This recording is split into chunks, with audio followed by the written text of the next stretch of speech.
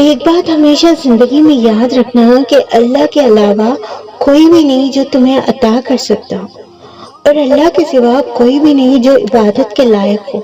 اور دعائیں تو سب سے بڑی عبادت ہوتی ہیں، اس لیے دعائیں اور مدد صرف اللہ سے مانگی جاتی ہیں، کیونکہ ایک وہی ہے جس کے پاس قبولیت کا اختیار ہے۔ اس کے سوا دو جہانوں میں کوئی بھی ذات ایسی نہیں جو تمہیں تمہاری چاہ دے سکے یا جو کن پر دسترس کر سکے۔ یہ شان صرف تمہارے اللہ کی ہے، اور یہ حق بھی صرف تمہارے اللہ کا ہے۔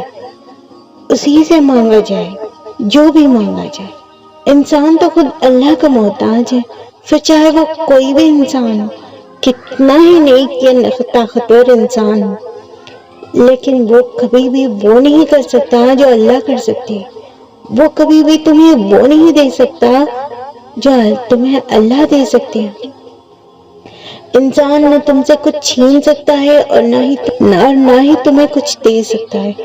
تم اس بادشاہ سے مانگو نا، اس بادشاہ سے مانگو جو کسی کا حکم کا محتاج نہیں۔ تم اس پروردگار سے مانگو جس کے سامنے دو جہان جھکتے ہیں۔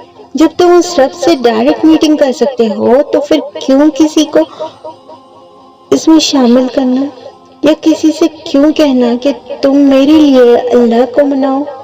تم خود مناؤ نا، تم خود مناؤ، کیونکہ وہ تمہارے ماننے سے ہی مانے گا۔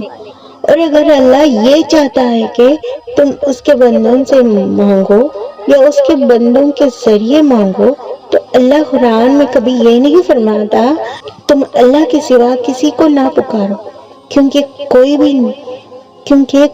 بھی نہ تمہیں نفع دے سکتا ہے اور نہ ہی نقصان پہنچا سکتا ہے۔ لیکن پھر بھی اگر تم نے ایسا کیا تو تم ظالموں سے ہو، اور مدد تو صرف اللہ کی طرف سے ہوتی ہے۔